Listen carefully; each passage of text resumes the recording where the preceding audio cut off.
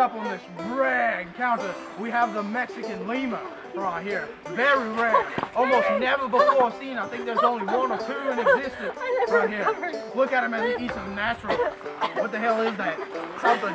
Hope it's not poisonous. Eucalypti. La eucalypti. But the Mexican Lima, also known as La Bambafu. I heard he's going to be the replacement for poor old Zabumafu from PBS. I'm going to poke it with a stick. Give me a stick.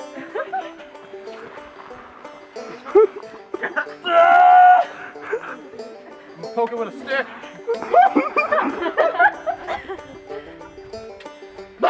He's angry! He's angry! He's angry!